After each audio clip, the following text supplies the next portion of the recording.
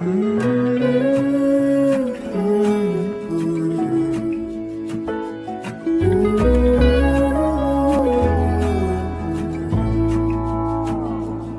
burned out like a wandering ember.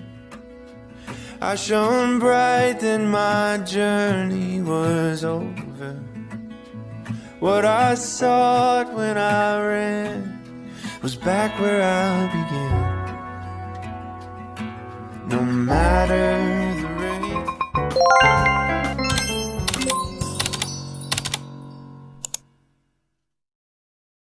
So guys, kung mapapansin nyo, nandito na naman po tayo sa palayan. Ayan. Magandang umaga sa inyong lahat. Good morning, good morning. Good morning, good afternoon, good evening. Manghihimalay na naman po tayo. Saan man po sulok ng mundo, magandang umaga sa inyong lahat. Samahan niyo po ko sa araw na to, sa panghihimalay.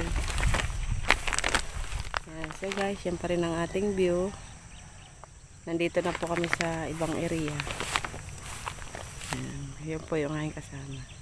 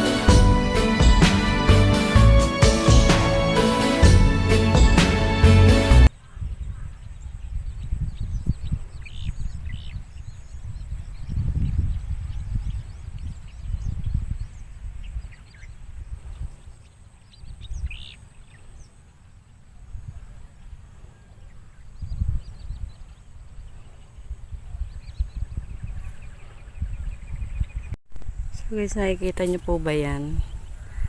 Yan po ay tikling. Hindi ko po siya makuha na ng malapitan. Ayan. Yan po. Yan ay tikling. Yan.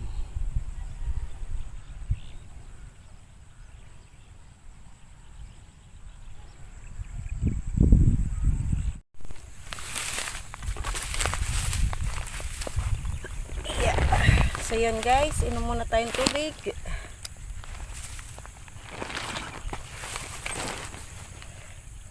Oras na ba? Alas 8. Pero sobra na ang init.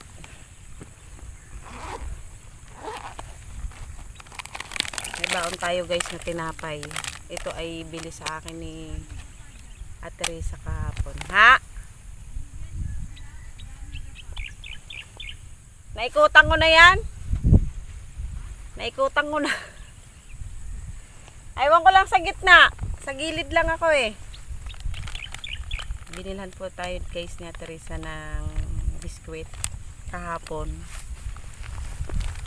Salamat Ate Risa. Baunin ko daw sa panghihimalay.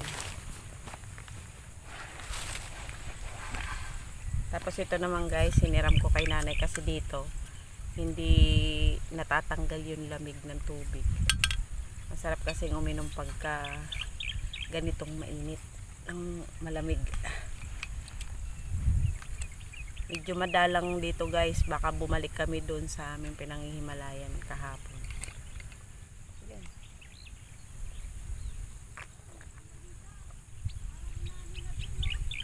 Oo. Ah.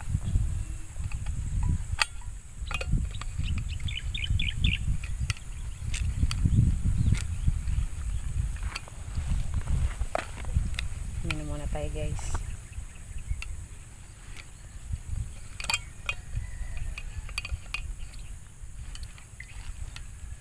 Dito na lang talaga.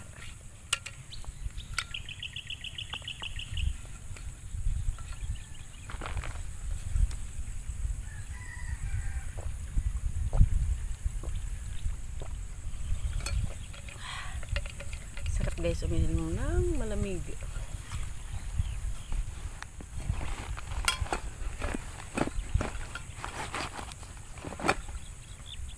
So, kumusta kayo guys? Siguro yung iba, nag-aalmusal pa lang, kagigising pa lang. Kami ito, kailangan maaga pa lang nasa palayan na kasi pagka alas 8, alas 9 hanggang alas 10 po sobra na po ang init.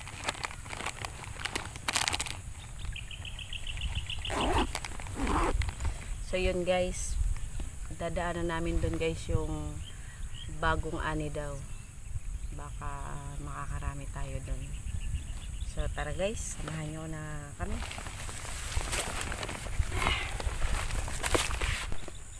So guys, yun na nga. Babalik kami dun sa aming pinanghimalayan kahapon. Kasi medyo madalang po dito sa aming pinuntahan na bagong ani. Mag-utay-utay po muna kami ngayong umuwi. At pupunta kami doon sa aming pinanghimalayan kahapon. Medyo makakapagpag po tayo doon ng palay.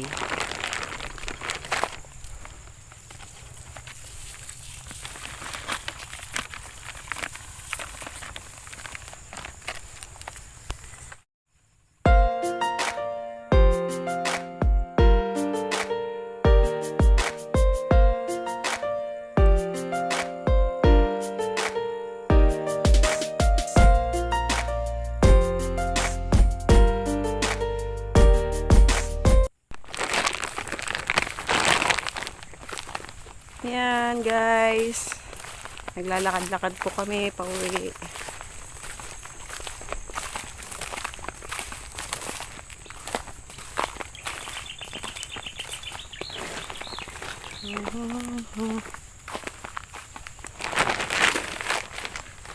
So guys, may pakikita po ako sa inyo. Yan guys, Sa mga taga Mindoro, alam ko pong kilala niyo po yan. Sa mga iba, yan po ay lipa.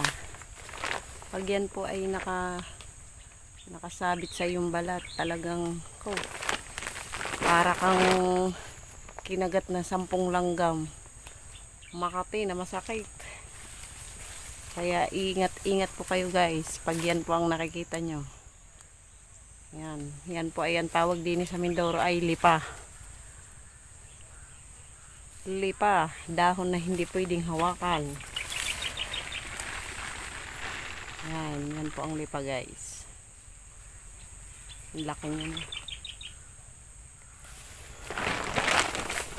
Daming lipa oh.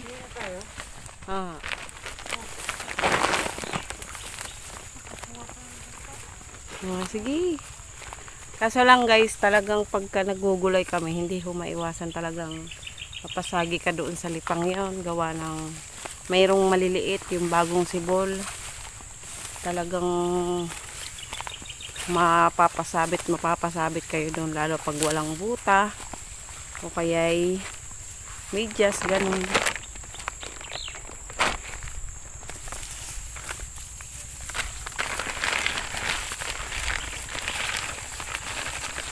Habang po tayo ay naglalakad, tayo ay nagtitingin-tingin ng makukuha, karagdagang palay. Sayang din naman po ito guys.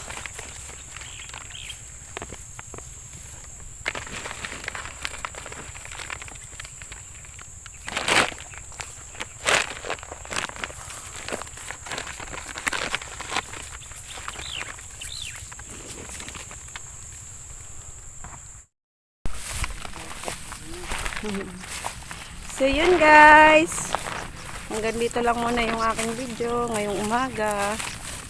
Mamayang hapon po guys, manghihimalay ulit kami ni Ate Tel doon po sa dati namin pinanghimalayang kahapon. Yan, maraming salamat po sa pagsama niyo sa akin ngayong araw, ngayong umaga. Sa mga hindi pa po nag-subscribe sa akin, paki-subscribe naman po ako please, para po makaipon po tayo ng subscribers. Pakipindot na rin po ng notification bell para lagi po kayong updated sa aking mga video. At sa mga nanonood naman po, yan, maraming salamat at binibigyan nyo po ako ng oras kami na mapanood. Huwag po kayong mananawa sa aking mga video at puro palayan po ang ating background. Yan po guys. Pagka wala na po guys, himalay na ganito, tayo naman po ay magtatanim-tanim. Pupunta sa gubat, mangangahoy, magugulay. Yan po yung ating routine araw-araw. Gulat ko naman, may ibon pala doon sa likod. So yun guys, maraming salamat. Ingat po kayo lagi. Bye bye, see you in next video.